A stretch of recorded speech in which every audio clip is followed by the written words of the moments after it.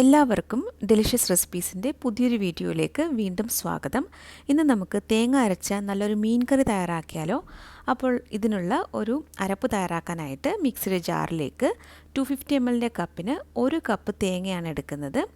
1/2 teaspoon മഞ്ഞൾപ്പൊടിയും 1 teaspoon മല്ലിപ്പൊടിയും 3 teaspoon Kashmiri chilli പൗഡറുമാണ് ചേർക്കുന്നത്.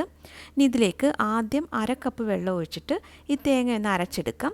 അതിനുശേഷം ഒരു 1/4 കപ്പ് വെള്ളം കൂടി ഒഴിച്ചിട്ട് ഇത് നന്നായിട്ട് അരച്ചെടുത്ത് മാറ്റി വയ്ക്കാം. ഇവിടെ ഒരു മൺചട്ടിയിൽ 2 ടേബിൾ സ്പൂൺ വെളിച്ചെണ്ണ ഒന്ന് ചൂടാക്കിയെടുത്ത ശേഷം 1/2 ടീസ്പൂൺ കടുക് ചേർത്തൊന്ന് പൊട്ടിച്ചെടുക്കുന്നുണ്ട്. അതിനുശേഷം 2 നുള്ളു ഉലുവയാണ് ചേർക്കുന്നത്. ചെറിയ തീയിൽ വെച്ചിട്ട് ഈ ഉലുവയൊന്ന് മൂപ്പിച്ചെടുക്കാം. ഇനി ഇതിലേക്ക് കുറച്ച് സവാളയും ഉണക്കമുളകും പച്ചമുളകും അതുപോലെ കറിവേപ്പിലയാണ് ചേർക്കുന്നത്. അപ്പോൾ ആദ്യം നമുക്ക് 2 ഉണക്കമുളകും പിന്നെ ഒരു മീഡിയം വലിപ്പത്തിലുള്ള സവാളയുടെ പകുതിയുമാണ് ചേർക്കുന്നത്.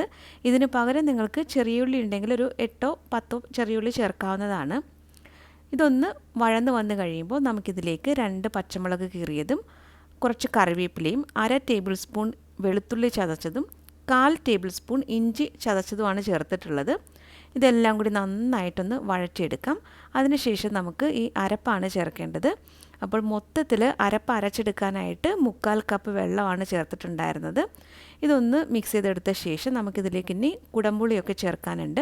അപ്പോൾ ഒരു 10 മിനിറ്റ് മുമ്പ് തന്നെ 1/2 കപ്പ് ചൂടുവെള്ളത്തിൽ ഒരു കുടംപുളി ഇട്ട് വെച്ചിട്ടുണ്ടായിരുന്നു. അപ്പോൾ അത് മുഴുവനായിട്ടും ചേർത്തിട്ടുണ്ട്. ഇനി നമുക്കിതിലേക്ക് ചാറിന് ആവശ്യമായിട്ടുള്ള വെള്ളമാണ് ഒഴിക്കേണ്ടത്. അപ്പോൾ ഞാനിവിടെ 1/2 കപ്പ് ചൂടുവെള്ളമാണ് ചേർക്കുന്നത്. 1 ടീസ്പൂൺ ഉപ്പും കൂടി ചേർക്കുന്നുണ്ട്. മീഡിയം വലുപ്പത്തിലുള്ള ഒരു തക്കാളി കൂടി ചേർത്ത് കൊടുക്കാം.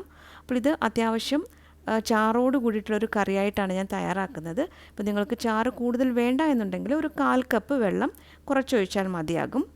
ഇത് ഞാനിവിടെ ഇത് അടച്ച് വെച്ച് ഈ അരപ്പൊന്ന് തിളപ്പിച്ചെടുത്തിട്ടുണ്ട്. അപ്പോൾ തീ കൂട്ടി വെച്ചിട്ടാണ് അരപ്പൊക്കെ ഒന്ന് തിളപ്പിച്ചെടുത്തിട്ടുള്ളത്. നന്നായിട്ട് ആദ്യം ഒന്ന് ഇളക്കി കൊടുക്കാം. അതിനുശേഷം നമുക്ക് കഴുകി വൃത്തിയാക്കി വെച്ചിട്ടുള്ള 650 ഗ്രാം ഡൊറാഡ് മീനാണ് കേട്ടോ ഞാനിവിടെ എടുത്തിട്ടുള്ളത്. നിങ്ങൾക്ക് ഇഷ്ടമുള്ള ഏത് മീൻ വേണമെങ്കിലും എടുക്കാവുന്നതാണ്. അയിലയോ മത്തിയോ ചൂരയോ അതുപോലെ നെയ്മീനോ അങ്ങനെ ഏത് മീൻ വെച്ചും നമുക്ക് ഈ കറി തയ്യാറാക്കാവുന്നതാണ്. ഇത് ചട്ടി ഒന്ന് ചുറ്റിച്ചു കൊടുത്തിട്ടുണ്ട്. ഇനി നമുക്ക് ഇത് അടച്ചു വയ്ക്കാം. തീ കൂട്ടി വെച്ചിട്ട് ഒരു 5 മിനിറ്റ് ഇതൊന്ന് കറി തിളപ്പിച്ചെടുത്തിട്ടുണ്ട്. ഇനിയിപ്പോൾ നമുക്ക് തീ കുറച്ച് വെച്ചിട്ട് ചെറിയ തീയിൽ വെച്ചിട്ട് വേണം മീനൊന്ന് വേവിച്ചെടുക്കാനായിട്ട്.